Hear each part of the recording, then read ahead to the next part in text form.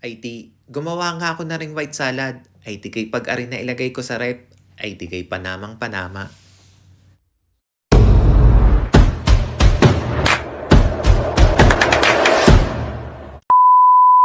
Ay ano ka mga tropa, kamusta ga kayo? Ako si Andy, breadwinner at 8 taon ng caregiver dito sa bansang Israel. Pamilya muna, bago sarili. Ay di, samahan nyo nga ako sa isang craving satisfied video.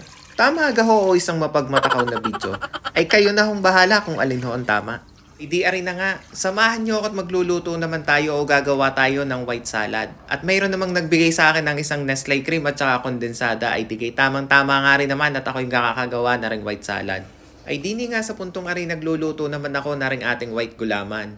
Ari naman ay nilagyan ko lamang ng 5 tasang tubig, isang sachet ng gulaman at saka kalahating tasang asukal na puti. At hahaluin ko lamang aray ng papagayon at papagarnay hanggang sa kumulo na aray din sa ating kaserola. Digay maya-maya nga ay nagkukuluan na, idi ilalagay ko na naman aray sa molding tray. At hahayaan ko lang aring tumigas din At tatanggalan ko rin lang ng mga bula-bulang aray nang sa ganun ay maganda ang pagkakamolde nito o pagkakabuo ng ating gulaman. O, di ba ka nagtataka kayo bakit nagluluto na naman ako na ring isa pang sachet ng gulaman?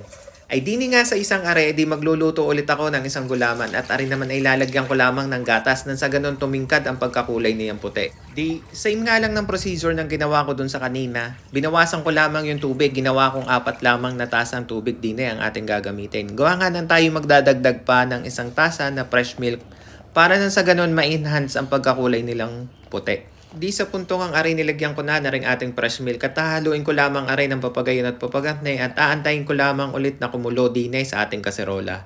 Kung mapapansin ninyo ay 6 na tasa yung nakalagay doon sa sachet ng ating gulaman pero ginawa ko lamang na 5 nang sa ganun ay mas makunat yung pagkakabuo ng ating gulaman. Ay di sa puntong ang aray lalagay ko na lang ulit aray sa molding tray at patitigasin ko na lamang din ng bahagya. At tatanggalin ko ulit yung mga bula-bula nang sa ganun makinis ang tigas o pagkakamolde ng ating gulaman. Dini ngay meron na ako napakulo ng tubig at rin naman ay paglulutuan na rin ating sago. Nailagay ko na ang 1 tasang sago at hahaluin ko lamang aray ng papagayon at papagarne nang sa ganun hindi manikit sa ilalim ng kaserola ang ating nilulutong sago. Di hahaluin ko nga lamang aray ng paulit-ulit hanggang sa lumiit na yung pinakaputi doon sa may gitna ng sago o maging clear na baga ang ating sagong aray.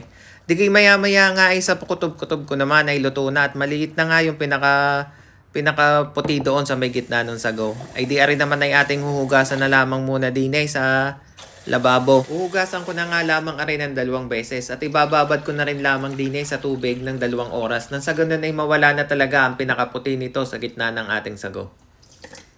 Makalipas nga lamang ang 2 oras ay digay ari na nga. Matagas na rin ang ating gulaman, clear na din yung ating sago. Ay di are, gagayatin ko naman aring ating gulamang are.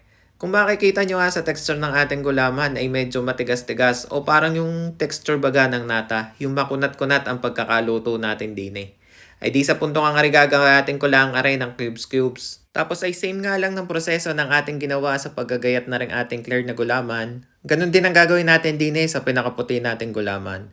Gagayatin ko din lamang aray ng maliliit na parte o cubes baga na papagayon. Digay sa mga magtatanong nga ng full recipe o dun sa mga pinaglalagay ko din sa ating white salad, ay di makikita nyo lamang yun dun sa baba sa may description below. Pakibisitahin na lamang doon o click nyo na lang dun sa may baba at makikita nyo na kung anong mga sangkap ang mga pinaggagamit ko din sa ating white salad na are.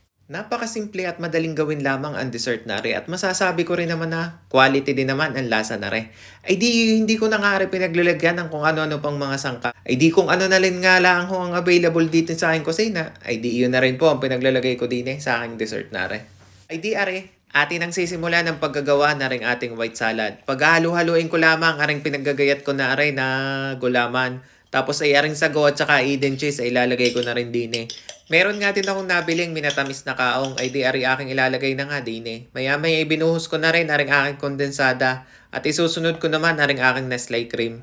At hahaluin ko lamang aray ng papagayon at papagarne hanggang sa lumasa na mga sangkap na pinaglalagay ko nga din Di kay hahaluin ko nga lang ng papagayan ay kita nyo gayan ay tunay namang creamy din nga naman ang pagkakadali ko din Ay di kay nakakatangkam din nga naman ang itsura Kita nyo gaho yan.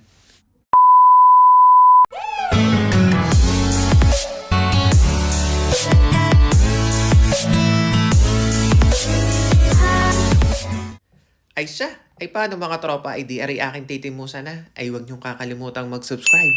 At nang tayo dumami na, ay siya, tiyan na muna kayo.